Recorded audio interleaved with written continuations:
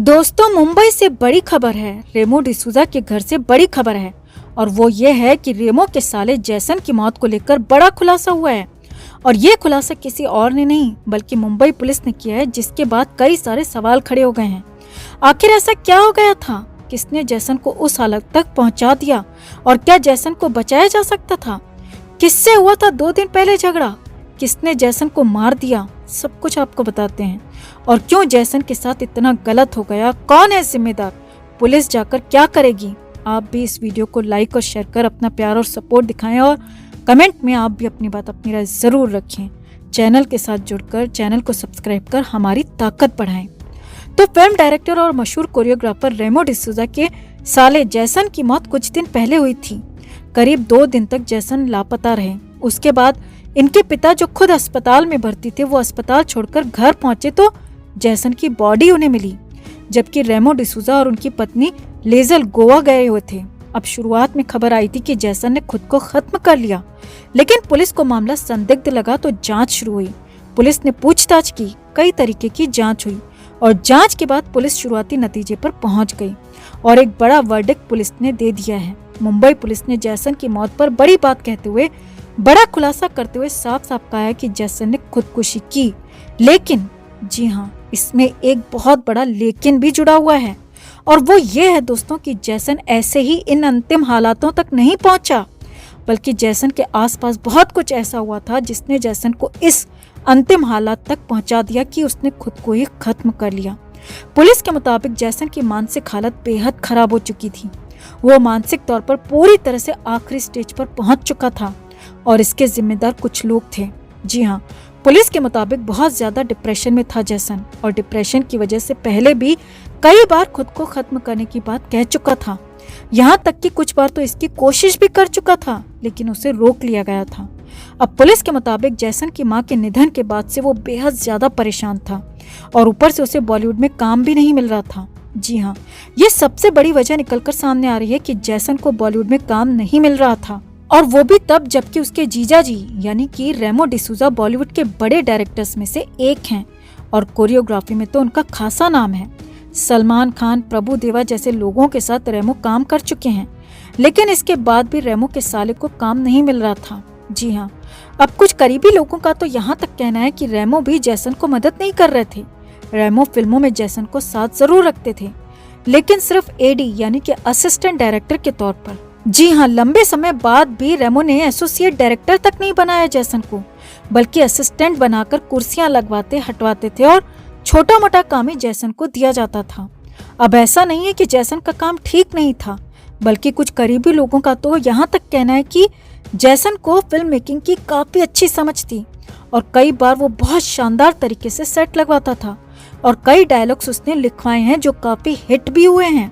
लेकिन इसके बाद भी जैसन को सेट पर तवज्जो नहीं मिलती थी। बाहरी तो बाहरी अपने ही जीजाजी रेमो भी उस तरह से जैसन को काम और इज्जत नहीं दे रहे थे, जिसने जैसन की मानसिक हालत को और ज्यादा बिगाड़ दिया था।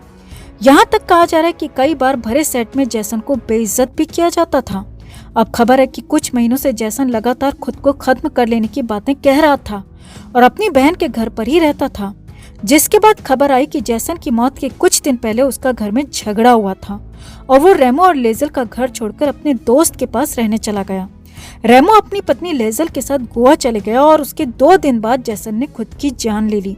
अब हालांकि यहाँ पर रेमो और उसकी पत्नी लेजल ने डायरेक्टली तो कुछ नहीं किया, लेकिन जैसन को उस हालत में अकेला छोड़ दिया जबकि उसे अपनों की सबसे ज्यादा जरूरत थी। अपनों के सपोर्ट की जरूरत थी और उसे सपोर्ट नहीं मिला और एक तरह से जैसन को अकेला छोड़ दिया गया। इसके बाद जैसन ने वही किया जो वो लगातार कह रहा था। जी हाँ, और बड़ी बात यह है कि रेमो और लेजल को पहले से ही पता जरूर रहा होगा कि अगर जैसन अकेला रहा तो वो ऐसी हरकत कर सकता है, और इसके बाद भी उसे अकेला छोड़ दिया गया और रेमो अपनी पत्नी के साथ गोवा चले गए। अब जैसन की मौत ने बॉलीवुड के एक और गंदे सच को, एक और काले सच को सामने ला दिया है दोस्तों कि यहाँ बाप या भैया कोई बड़ा नहीं है, यहाँ सिर्फ रुपया बड़ा है। उगते सूरज को ही सलाम किया जाता है। और अगर वही जैसन किसी सफल फिल्म का डायरेक्टर होता, किसी हिट फिल्म का स्क्रिप्ट राइटर होता, तो रेमो और उनकी पत्नी लीजल क्या पूरा बॉलीवुड जैसन को सलाम करता। मगर वो काम मांगता मांगता थक गया, अपना काम दिखाता दिखाता थक गया, उसे काम नहीं मिला। बाहर तो बाहर उसके अपने घर वालों तक ने उस पर भरोसा नहीं जताया।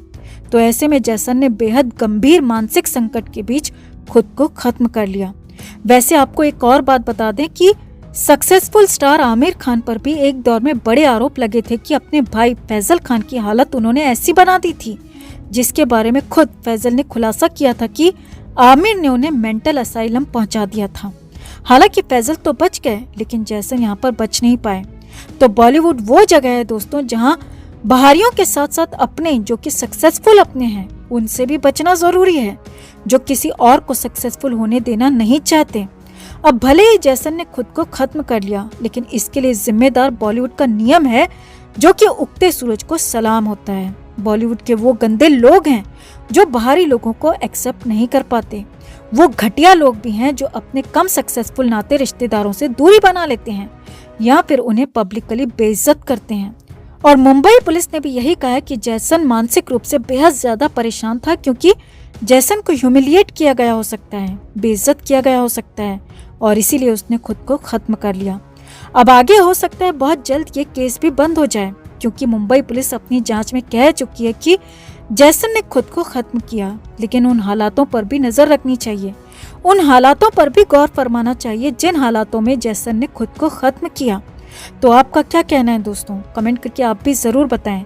क्या इस मामले पर किसी पर कार्रवाई नहीं होनी चाहिए? आप क्या सोचते हैं? कमेंट में आप भी अपनी बात, अपनी राय जरूर रखें और वीडियो को लाइक और शेयर कर अपना प्यार और सपोर्ट भी जरूर दिखाएं। 2 दिन पुराना स्टार्टअप है मेरा। ऑफिस बड़ा नहीं है लेकिन सपने बहुत बड़े हैं। साथ दोगे? भाई सैलरी नहीं दे पाऊंगा, लेकिन हिस्सेदारी जरूर मिलेगी। बिजनेस अच्छा हुआ तो साथ में आसमान छुएंगे, नहीं तो साथ में डूबेंगे। पर एक बात जरूर कहूंगा, उड़ने में मजा बहुत आएगा यार। 2 दिन पुराना स्टार्टअप है मेरा। ऑफिस बड़ा नहीं है लेकिन सपने बहुत बड़े हैं। साथ दोगे? भाई सैलरी नहीं दे पाऊंगा, लेकिन हिस्सेदारी जरूर मिलेगी। बिजनेस अच्छा हुआ तो साथ में आसमान छुएंगे, नहीं तो साथ में डूबेंगे। पर एक बात जरूर कहूंगा, उड़ने में मजा बहुत आएगा यार। फज है जो मैं कैसा भी रहूं वो मुझे एक जैसा ही ट्रीट करता है, तो फॉरएवरनेस की जो फीलिंग है वो रहती है इसके साथ।